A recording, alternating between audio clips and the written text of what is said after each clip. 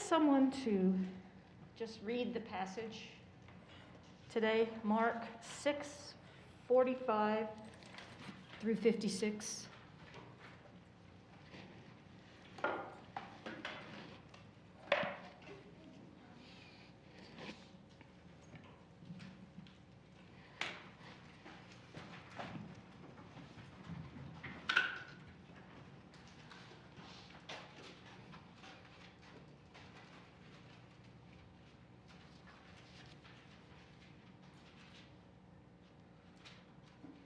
Out loud in English.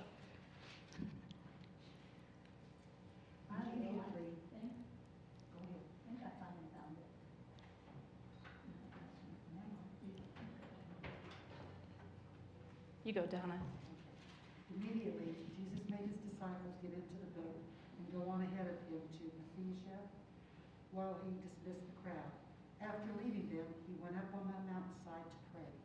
When evening came, the boat was in the middle of the lake, and he was alone on land. He saw the disciples straining at the oars because the wind was against them. About the fourth watch of the night, he went out to them, walking on the lake. He was about to pass by them, but when they saw him walking on the lake, they thought he was a ghost. They cried out because they all saw him and were terrified. Immediately, he spoke to them and said, "Take courage, it is I, don't be afraid." Then he climbed into the boat with them, and the wind died down.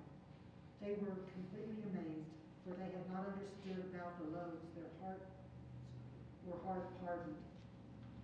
When they had crossed over, they landed at Gennesaret. and anchored there. As soon as they got out of the boat, people recognized Jesus. They ran throughout that whole region and carried the sick on mats to wherever they heard he was. And wherever he went, into villages, towns, or countryside, they placed the sick in the marketplaces.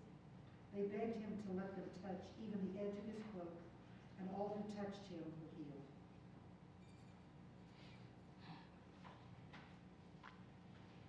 I can picture the campfire as they camped by the side of the road.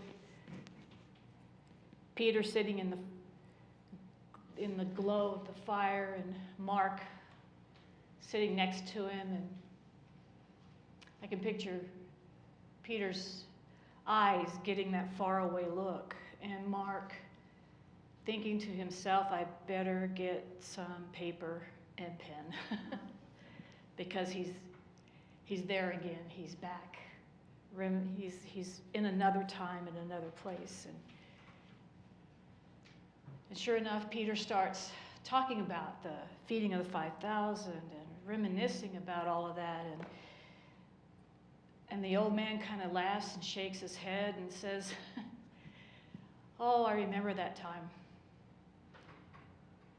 Jesus made us get in the boat and try to go to Bethsaida, but the wind was terrible and it blew us off course, and we were tired. Boy, we were tired because everybody had been coming to us, and we'd just gotten through feeding all those people, and the work just to clean up 12 basketfuls. You know how tired we were, Mark? We were exhausted. And then people kept coming, and they kept asking, and they kept wanting more.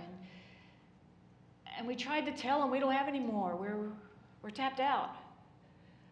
But neither Jesus nor the people would listen to us. And then finally, he sent us. He made us get in the boat and go. And we did. And we were straining against, the wind. The wind was awful, Mark. Mark, the wind was terrible. And we couldn't get anywhere, and we were getting blown about. And Jesus was nowhere to be found. I mean, we found out later he went up to the mountainside to pray, but we were stuck in the boat against the wind and trying to get someplace and not feeling we were getting anywhere. And then all of a sudden we saw this figure coming toward us on the water. And we were so tired, and we were so grumpy, and we were so focused on how little progress we were making that we didn't recognize him. I look back on that now, Mark, and I want to just smack myself in the head because we didn't see what he was doing. And so we cried out. We were afraid. We were stuck in the middle of our circumstance, and boy, you'd think we didn't have any faith. We were so focused on the wind, that wind. We cried out. We were afraid, and some of us thought that he was a ghost. And then all of a sudden, he spoke those words. He said, "Take courage." And then he said, "Yahweh, I am. Don't be afraid." And then Mark, wouldn't you know it, he climbed into the boat and that stupid wind stopped. But by that time, there was no way we were going to get to Bethsaida, so we settled for Gennesaret. And then, right in the midst of our griping, judging, hardened hearts, we land at Gennesaret, and it starts all over again. The people came, and they demanded, and we had to minister some more. And oh, Mark, Jesus just touched everyone. He let them come to him. They grabbed his robe. They pawed at him. And you know, in spite of all of that craving, need, he healed. When will I ever learn, Mark? When will I ever learn? Mark is writing furiously, and he gets the whole story down. And it comes down through the ages to us. There's so much in this passage. This passage has touched me, corrected me. This passage has gotten in my face this week. It has also comforted me.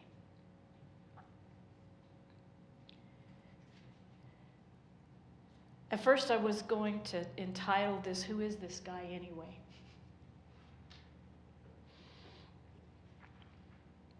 But then I decided to title it, "Jesus Passes By." But this is no ordinary pass by. It's not on the notes, Dana, sorry. This is no ordinary pass by. Jesus demonstrates for us how to get our second wind with God when we're in the midst of going against the wind. How many times in this last 2 years have you felt like you're facing into a stiff wind? It's felt like that, hadn't it? Like a wind that never lets up.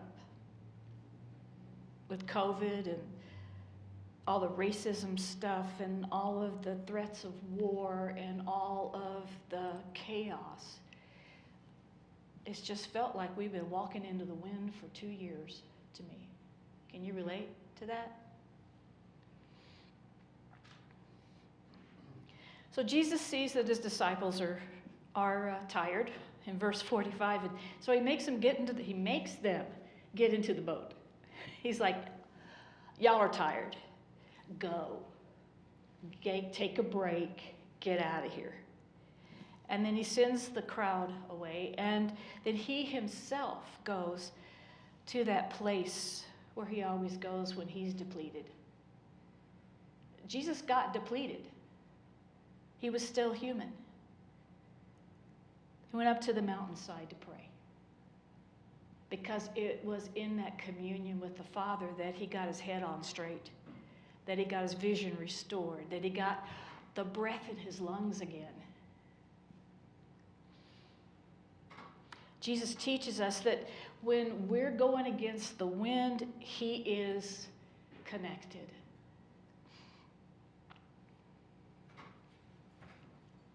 And that's where we need to stay. We need to stay connected to who God is, to what he is doing. And we just sang today, I can't control a lot of things, but he can, right? And I may judge a lot of stuff as just being, and people, as being not worthy, or I don't have the bandwidth to help anybody. But if we stay connected to God and we don't lose the vision of what he wants to be through us, we get our second wind.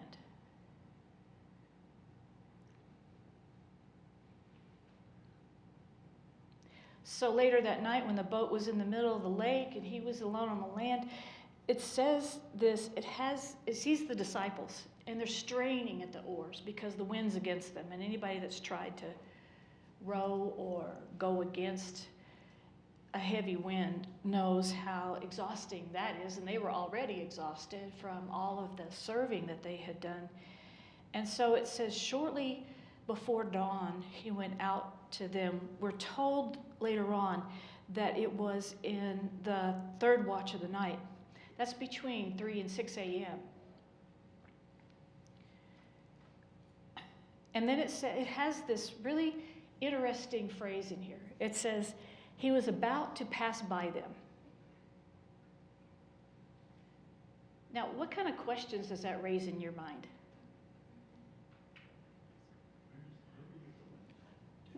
Well, where are you going? Daniel, what does that raise in your mind? I'm going to the other side. Why would he just pass by them? Right? Here's the problem with reading a Hebrew-based book in English.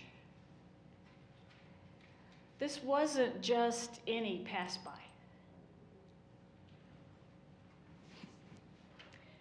Do you remember in Genesis?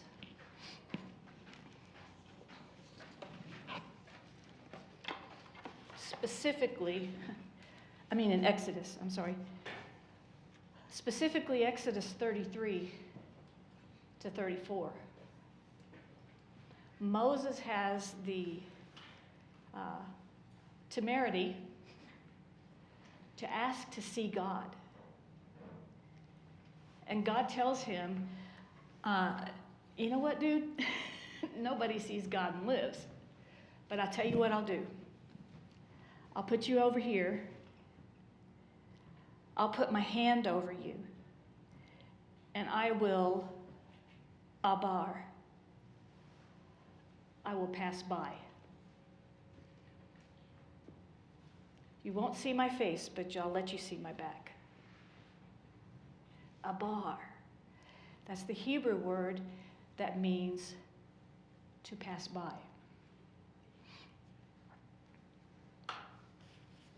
It's an interesting word because in a couple of other forms, it could mean either to pass by or to pass through. In the book of Amos, the phrase, the pointing on the word is abare. That means to pass through. And God is telling Amos, I'm going to come through you. And it's a term of judgment. It's a term, I'm going to mess you up. Abar, by itself, means I am going to companion you. And it is this word abar that stands behind the Greek word parerchomai.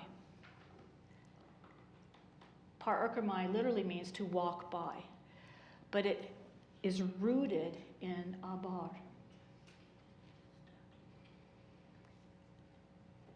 And so biblical scholar Henry Flederman says this.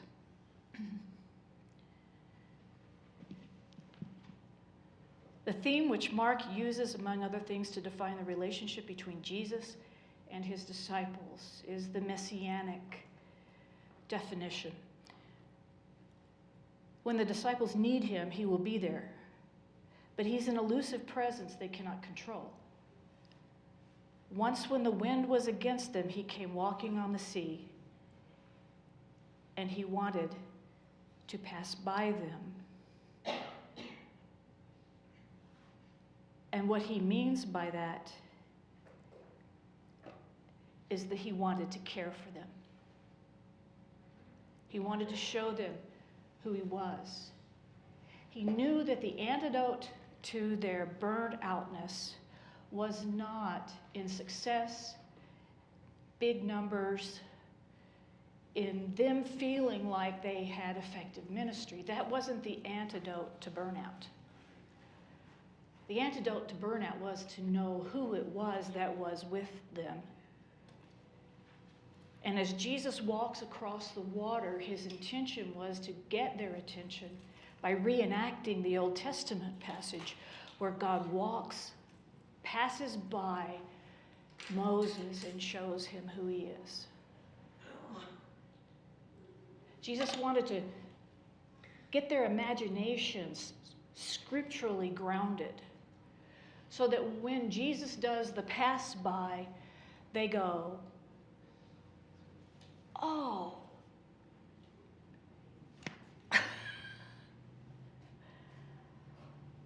it's going to be okay.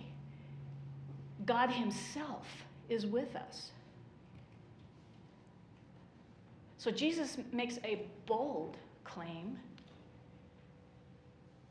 that he himself is the embodiment, the personification of the God of the universe. And that he himself is there for the disciples.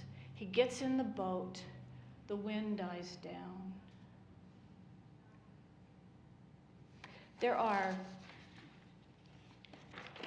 the Hebrew examples in the Hebrew Bible of the Older Testament. In Job 9:8, Yahweh is called wave treader. In Isaiah 43 and 51, he's called waymaker through the sea. In Habakkuk 3:15, he is called the sea trampler. In Psalm 77, he's called the way through the sea. So his action here of passing by, he wasn't going to leave them stranded in the boat. He wasn't going to just walk by them as if he didn't see their struggle, if he didn't see that they care. The second thing that this shows us about God and about Jesus is that Jesus is caring. He responded to the cries of the disciples. He saw their struggle and he stepped into it, which is reminiscent of Exodus. You remember when the children of Israel were in slavery in Egypt? In the opening chapters of Exodus, they cry out. It doesn't say they prayed. It says they cried out. And their cries reached the ears of Yahweh because he was hearing, he was listening. Because Yahweh always listens to us with his whole being. And it drew him into their story of enslavement and their desire for freedom. And he responded, even though they didn't ask for a deliverer, he gave them one in Moses. Isn't that awesome? So here's three different images of God passing by to demonstrate who he is, to reveal who he is, of God treading on the waves, of God listening and being drawn into their story and into their need and into their weakness.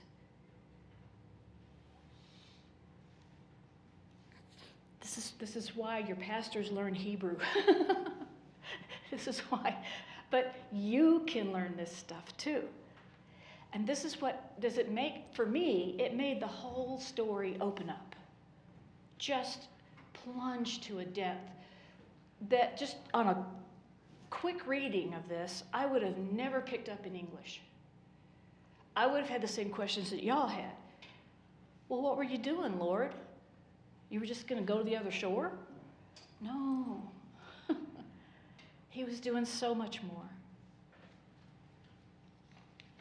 He was trying to evoke from them a connection. He wanted them to connect him with all of the scriptures that those men had heard in synagogue their entire lives. He wanted to connect the dots for them as to what was really happening here. All they saw was the need and the crowd and the depletion and the tiredness, and then they judged everything by it. Well, obviously we're spinning our wheels here. He's not getting anywhere. We're not going anywhere. We're not doing anything. We're just out, and the need never stops, and all we're doing, these people are greedy. These people don't deserve the help we give them. You see how it goes downhill? And if we're not careful, if you and I aren't careful, we can start on that slippery slope. If we lose sight of the wave treader, if we lose sight of the I am, when Jesus responds to their cries, that's what he says. He says, take courage. Now, the New Testament translates this, it is I. But in the Greek, Jesus is saying, I am.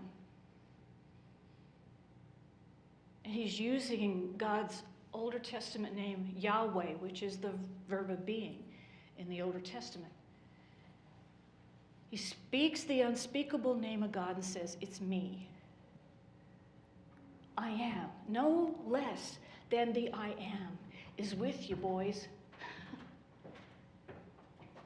No less than the I am. Don't be afraid.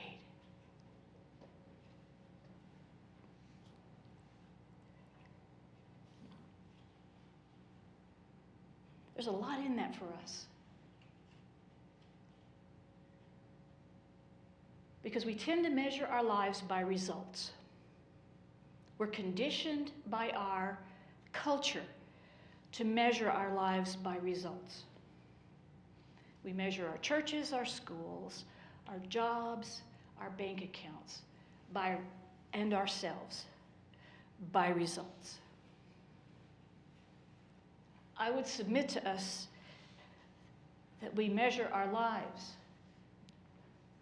by our companion, the one who treads the waves in our lives.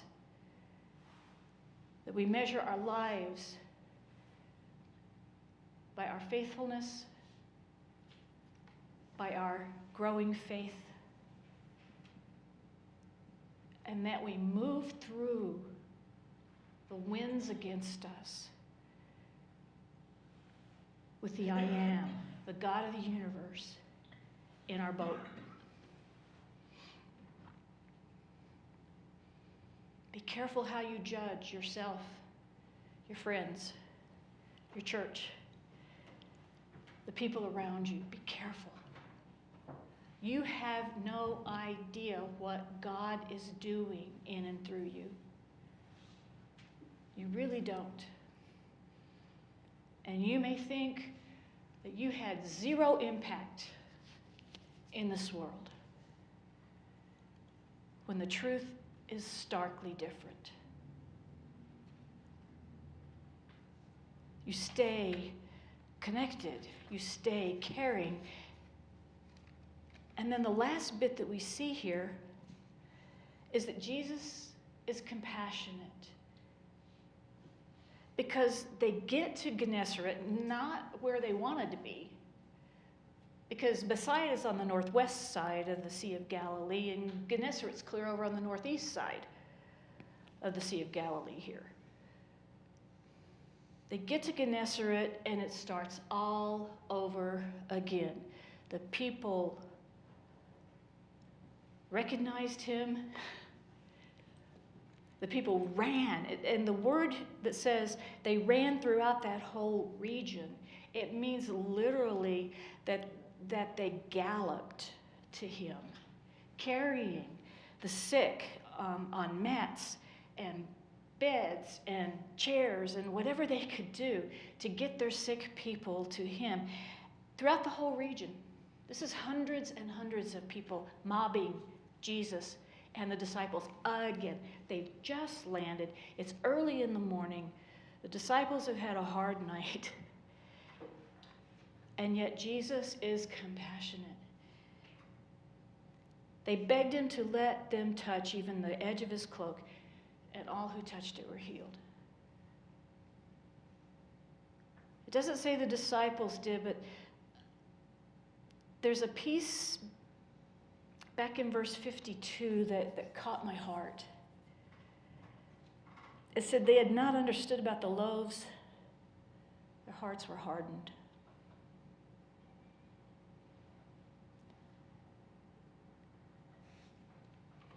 And yet, in response to their hardened hearts, Jesus says, you will find your purpose as you stay connected and compassionate with me.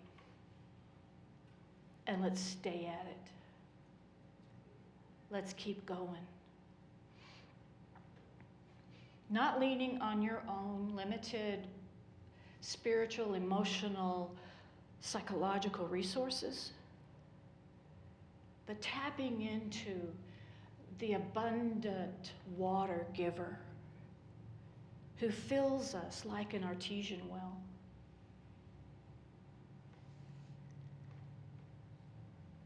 The bottom line here is that Jesus is God. He's not a God. He's not an alternative God. He's not a philosophy. He's not a religion. And he's not a good idea, just a good idea. Jesus is, in everything he did, was teaching the disciples, I am Messiah who has come to save you. I am God incarnate. You measure everything in your life by me. And let me fill everything in your life. See why I fell in love with this passage this week? He knew the disciples' hearts were hardened and tired and grumpy and judgy and poopy. But he said, I'm just going to remind them who it is they're dealing with. I'm just going to show them again. And maybe he's shown us again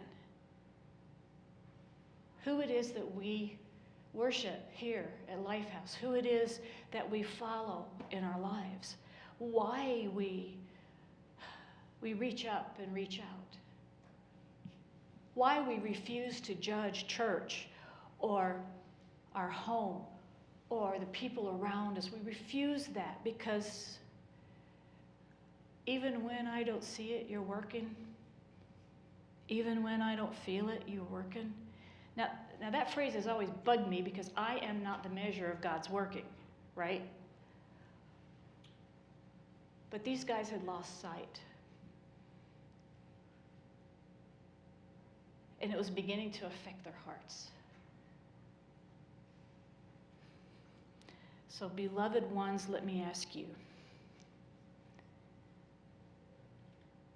has life affected your heart this way, like it did the disciples? And if it has, then I implore you, let Jesus pass by again. See afresh this God that we worship and deal with. And let his softening compassion re-energize and renew us for ministry. We don't judge the need. We just bring to the need what we have to offer. And the one we have to offer is the I am. the God of the universe, the only God. There is no other God but Jesus. Amen. Let me read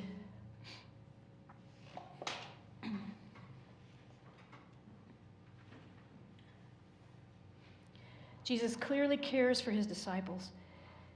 He sees their distress and comes to them during the darkest part of the night, when they're having trouble in the deepest part of the lake. Faint hearts may have even begun to wonder whether the Lord himself had not abandoned them to their fate, or to doubt the reality of Jesus. They are to learn from this story that they are not forsaken, that the Lord watches over them unseen, and that he himself, no ghost, but the living one, master of wind and waves, will surely come quickly for their salvation, even though it be in the fourth watch of the night.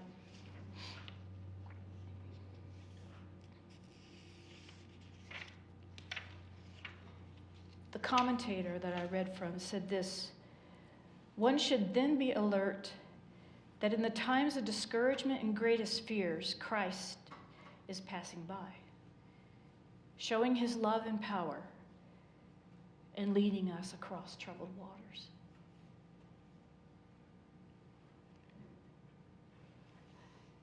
As the worship team comes,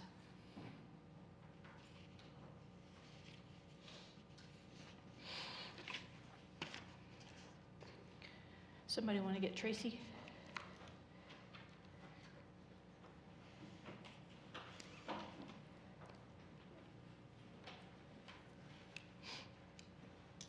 I think Steve's doing it, Donna.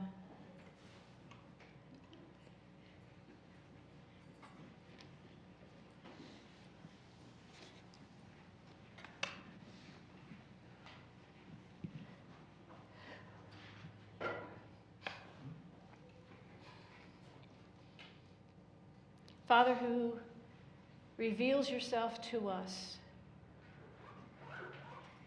you have heard our cries. Soften our hearts. Reignite us with compassion.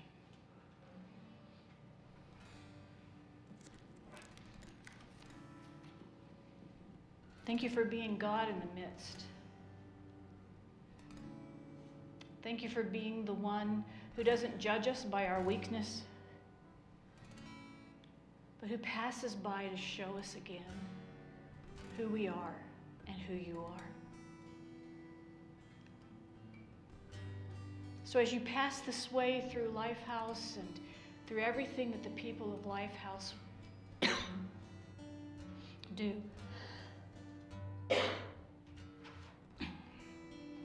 help us, God, to have a clear vision of you. And help us to take heart and to strengthen our weak hands and to ennoble our compassion again. And remind us that you're not done with us. And to not judge by outward appearances. Give us your courage and the force of your love. We're still journeying with you. And thank you for this reminder. In your name we pray. Amen. Let's sing to him.